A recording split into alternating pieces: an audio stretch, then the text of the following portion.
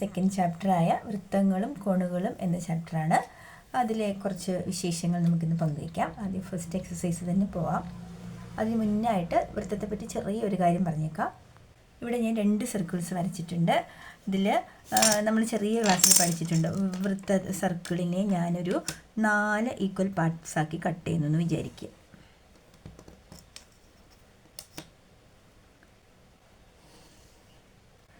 നാല് equal parts ആക്കി cut ചെയ്താൽ ഒരു സർക്കിളിൻ്റെ ഫുൾ ആംഗിൾ മെഷർമെൻറ്റ് നിങ്ങൾ 9ലും പഠിച്ചിട്ടുണ്ട്. ഫുൾ ആംഗിൾ മെഷർമെൻറ്റ് എന്ന് പറയുന്നത് 360 ഡിഗ്രിയാണ്.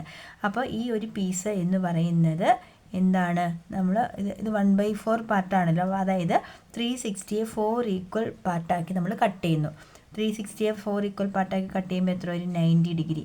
അപ്പോൾ ഇത് ഓരോന്നും എത്രയാണ്, ഇത് 90 ഡിഗ്രിയാണ്, ഇത് 90 ഡിഗ്രിയാണ്, ഇതും 90 ഡിഗ്രിയാണ്, ഇതും 90 ഡിഗ്രിയാണ്.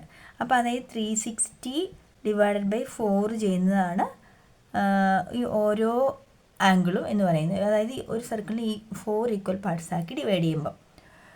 ഇനി ഇവിടെ ഞാൻ ഈ സർക്കിളിനെ 3 ഈക്വൽ പാർട്ടാക്കി കട്ട് ചെയ്യാമെന്ന് വിചാരിക്കുക.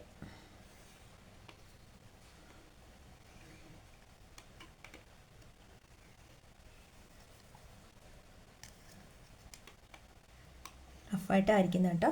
3 ഈക്വൽ പാർട്ടാക്കി കട്ട് ചെയ്യുമ്പം ഈ ഓരോ ആംഗിളും എത്ര ഡിഗ്രി ആണെന്ന് എങ്ങനെയാണ് കണ്ടെത്തുക?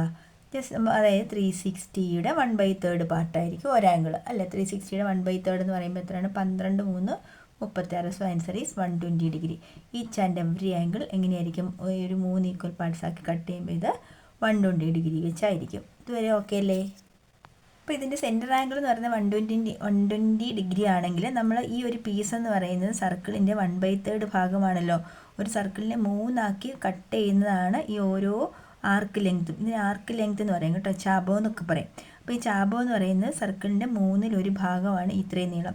സർക്കിളിൻ്റെ 1/3 ഭാഗം ആർക്ക് ലെങ്ത് വരുന്നതിന് സെൻറ്റർ ആംഗിൾ എത്രയാണെന്ന് ചോദിച്ചാൽ 120 ആണ്. അപ്പോൾ സർക്കിളിൻ്റെ 4 ആർക്ക് ലെങ്ത് 1/4 വരികയാണെങ്കിൽ അവിടെ സെൻറ്റർ ആംഗിൾ എന്ന് പറയുന്നത് എത്രയാണ്, 90 ഡിഗ്രി ആയിരിക്കും. ഇവിടെ നിന്ന് ഞാനൊരു പുതിയ ചോദ്യം നിങ്ങളുടെ അടുത്ത് ചോദിക്കുകയാണ്. ഇത് 1/3 ആണല്ലോ, ഈ ലെങ്ത് എന്ന് പറയുന്നത് 1/3 ആണ്. ആർക്ക് ലെങ്ത് 1/3 ഭാഗമാണ്, സർക്കിളിൻ്റെ 1/3 ഭാഗമാണ്. അപ്പോൾ ഈ 1/3 ഭാഗം കിട്ടുന്നത് പോലെ നമുക്കൊരു ആർക്ക് ലെങ്ത് ഇവിടെ നിന്ന് കട്ട് ചെയ്തെടുക്കണമെങ്കിൽ ഇവിടെ എടുക്കുന്ന ആംഗിൾ എന്തായിരിക്കും എന്നാണ് ചോദ്യം. അപ്പോൾ 1/3 ഭാഗം വരണമെങ്കിൽ നമുക്കറിയാം ഇവിടെ സെൻറ്റർ ആംഗിൾ എന്ന് പറയുന്നത് എത്ര വരണം എന്ന് ടീച്ചർ പറഞ്ഞു, ഇപ്പോൾ 120. അപ്പോൾ ഈ ആംഗിൾ എത്ര ആയിരിക്കും എന്ന് എന്തെങ്കിലും ഐഡിയ നിങ്ങൾക്കുണ്ടോ? അപ്പോൾ അതിനൊരു മാർഗ്ഗം ഞാൻ പറയാം. ഞാൻ ഇതിനെ ഇങ്ങനെയും കൂടെ ചേർത്തു. അപ്പോൾ ഇവിടെയും 120 തന്നെയാണല്ലോ, ഉറപ്പല്ലേ? അപ്പോൾ ഇത് രണ്ടും ഈക്വൽ ലെങ്തും ആണല്ലോ, ശരിയല്ലേ? ഇത് രണ്ടും ഈക്വൽ ലെങ്ത്താണ്. അതുപോലെ ഇവിടെയും എത്ര തന്നെയാണ്, ഇവിടെയും 120 ആണ്, ശരിയല്ലേ? അപ്പം ഈ ലെങ്ത്ത് ഇതിനെ ഞാൻ എക്സ് എന്ന് വിളിച്ചെങ്കിൽ ഇതും എക്സ് ആണല്ലോ. ഇതിനെ ഞാൻ വൈ എന്ന് വിളിച്ചെങ്കിൽ ഇതും വൈ ആണല്ലോ, സംശയമൊന്നുമില്ലല്ലോ. അപ്പോൾ ഇത് രണ്ടും കൂടെ ആഡ് ചെയ്തല്ലോ, അതായത് 2x + 120 എന്ന് പറയുന്നത് 180 ആണല്ലോ. അതിൽ ഡൗട്ടൊന്നുമില്ല. ഒരു ട്രയാങ്കിളിൻ്റെ 3 ആംഗിൾസ് കൂട്ടിയാൽ 180 ആണ്. സോ ഇവിടെ 2x = 180 - 120 വരും. സോ 180 - 120 എന്ന് പറഞ്ഞാൽ 60 വരും. 2x = 60 ആണെങ്കിൽ x = 60/2 അതായത് 30 വരും. അപ്പോൾ ഇവിടുത്തെ ഈ ആംഗിൾ എന്ന് പറയുന്നത് എത്ര കിട്ടി നമുക്ക്, 30. അതുപോലെ ഇത് അതേ കേസ് തന്നെയല്ലേ ഇവിടെയും വരുന്നത്. അതായത് 2y + 120 = 180. അതായത് 2y + 120 = 180. സോ 2y = 180 - 120 അതായത് 60. 2y = 60.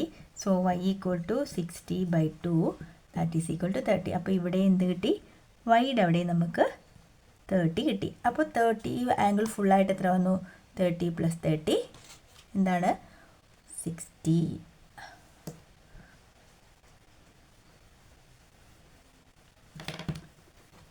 അതായത് ഇവിടെ വന്നിരിക്കുന്ന ആംഗിൾ എന്ന് പറയുന്നത്